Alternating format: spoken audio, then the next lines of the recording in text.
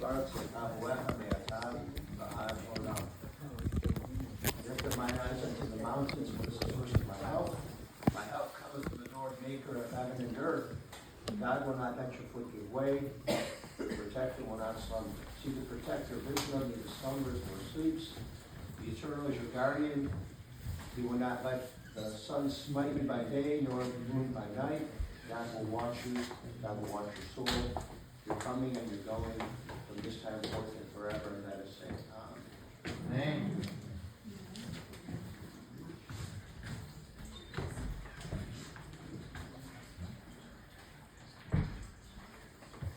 Today's Rachel Bas Avram and Devorah.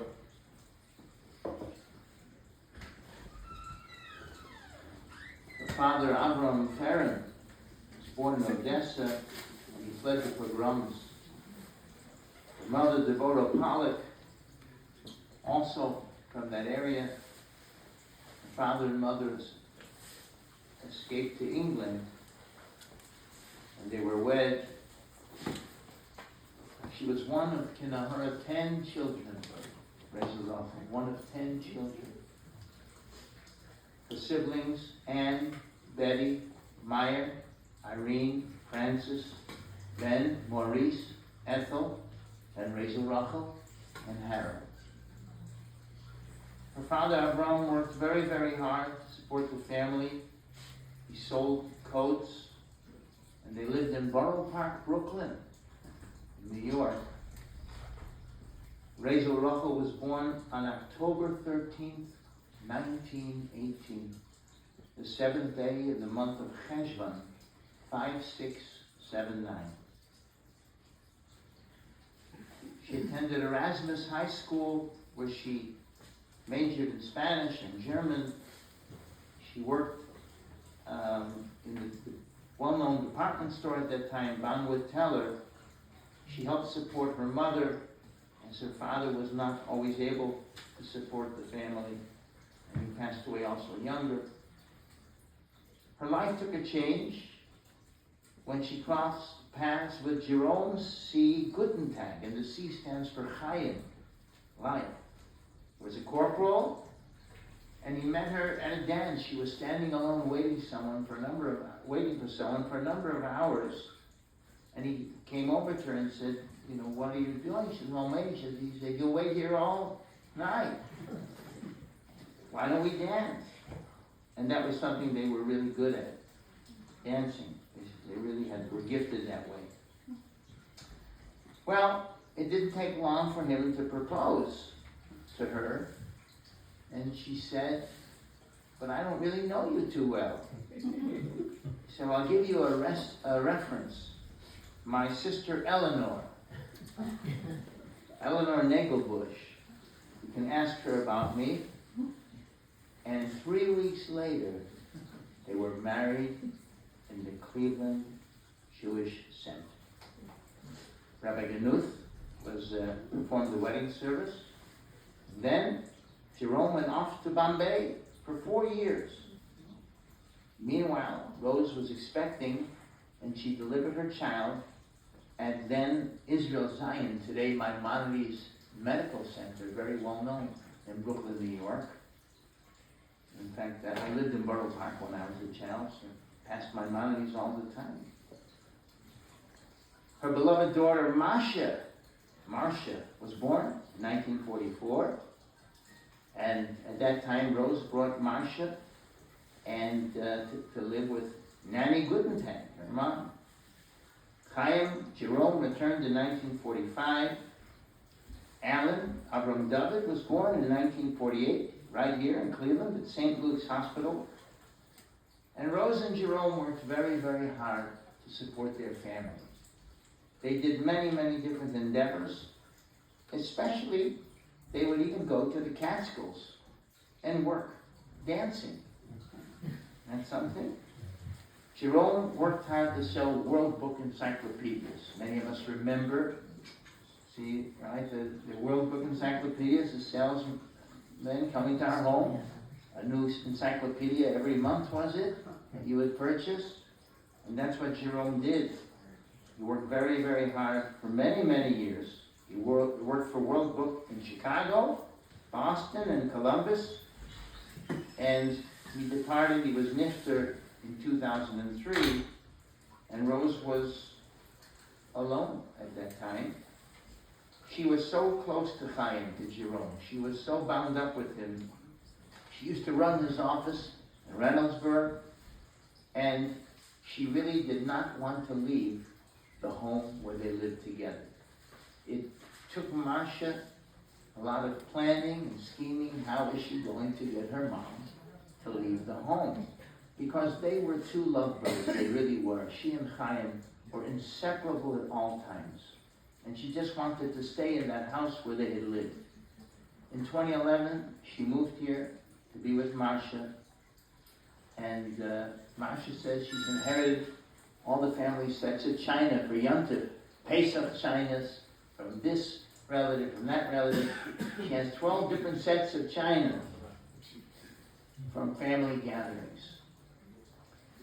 Rose was a devoted mother, Marcia a devoted daughter, a beloved child, really, who fought and advocated so strongly. And we at King David Center, we were fortunate to be able to get to know Marcia, not just through her advocating for her mom, but for other loved ones.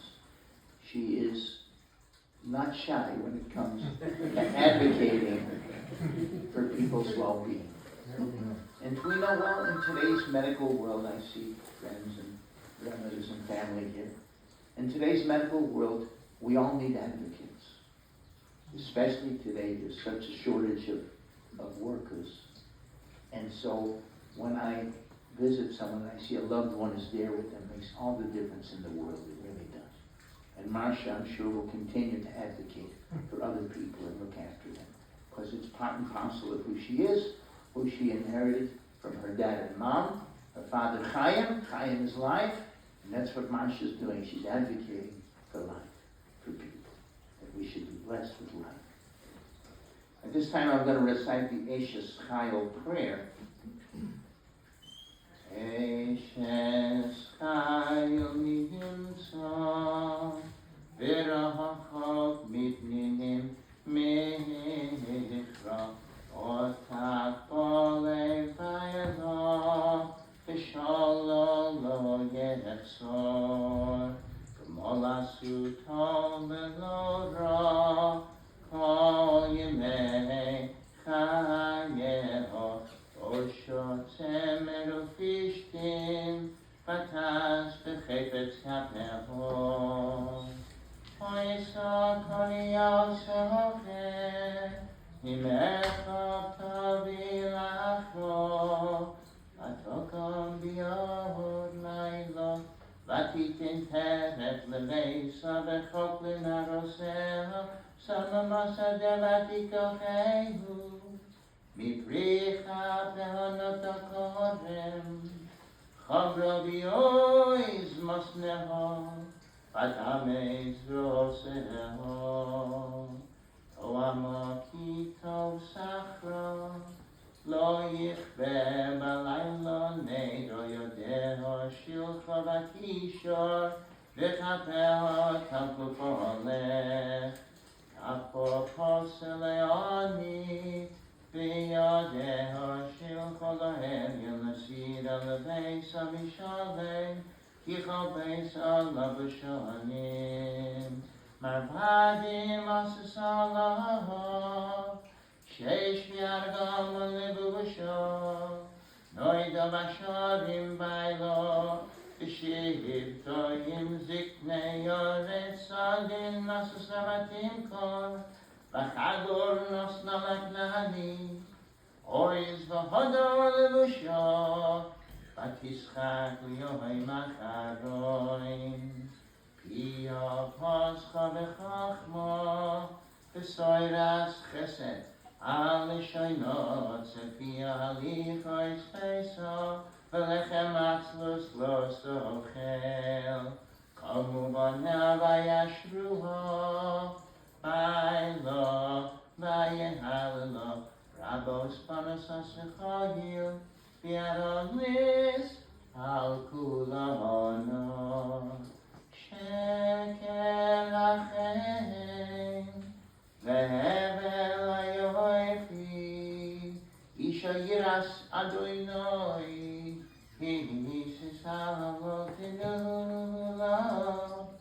מפרי ידיך, ויהבנו אשר מעשיהו. Grace is false and beauty is vain. A woman in awe of God, she should be praised. Give her the fruits of her own hand, and let her deeds praise her in gathering places. And Marcia is proud to tell over how devoted her mother was to Yiddishkeit, how she gave her family a love for Yiddishkeit, how she triumphed over challenges to keep kosher at times when keeping kosher was all but impossible. They were sent out, and the military sent them out, to places. There was no, grove. There was no ungers in the grove when the military sent Jerome out. Marcia, where was it we said he went to that they had to be stationed at?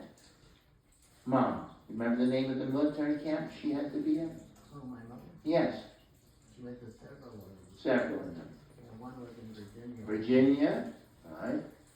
And so these are far-flung places.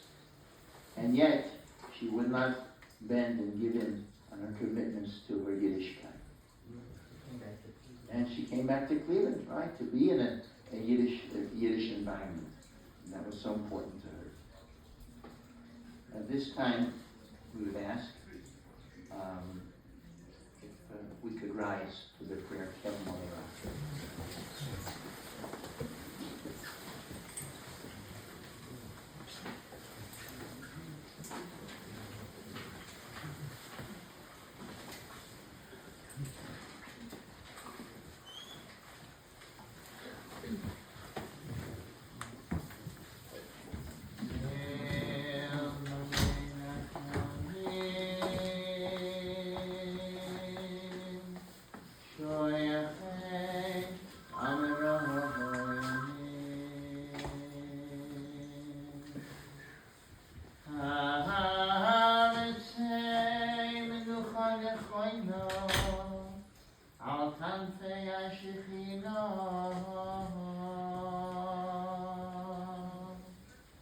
Amen.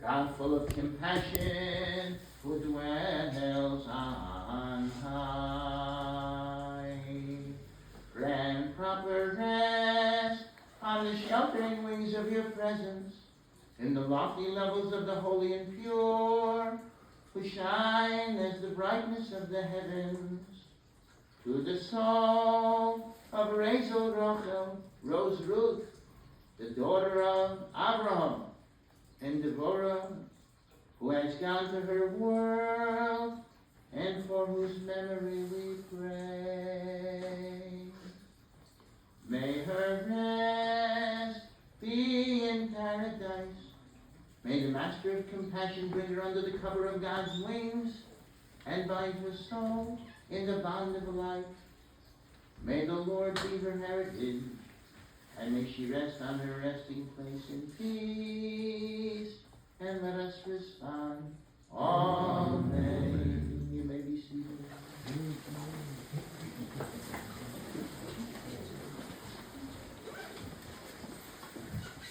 I thought this was very special that the family chose, instead of having to have the service outside at the graveside, to use this chapel. I believe Larry worked hard to get this chapel way back when added.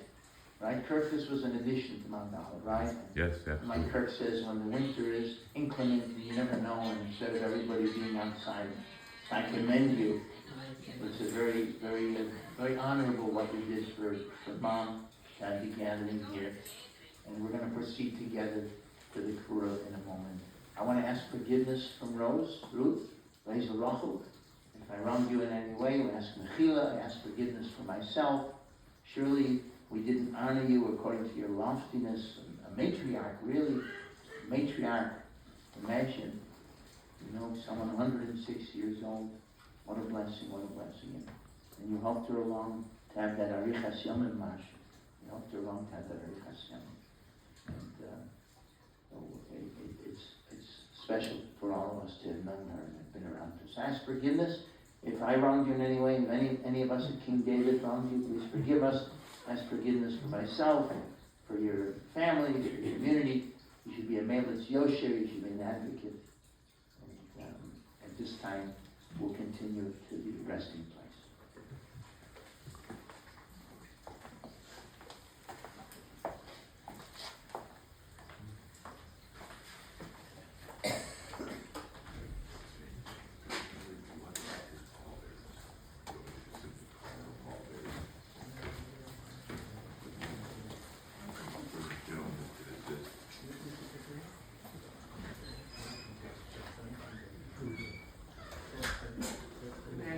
Gentlemen, good. We're going to have the gentlemen and family members that come act as pallbearers, please.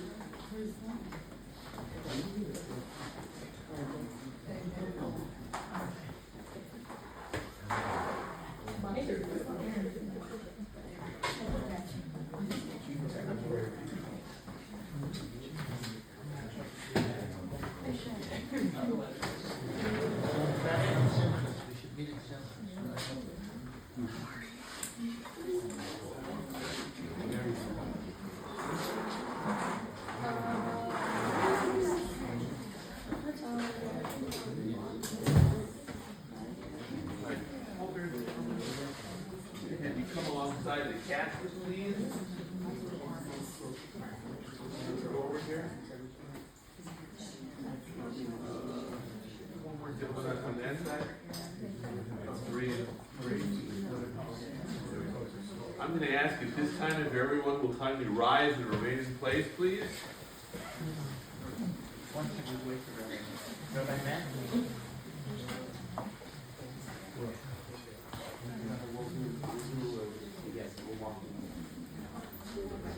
We'll do the line again. Gentlemen, we'll lift together and ask if the families follow behind, please.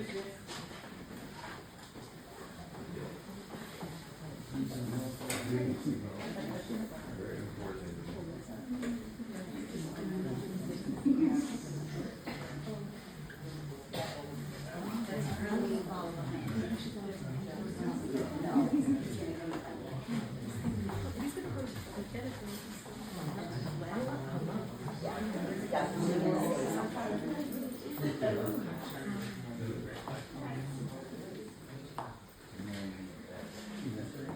Ask everyone to step to their cars, and we're going to just follow along. We'll go down to the gravesite and have the committal service, everybody.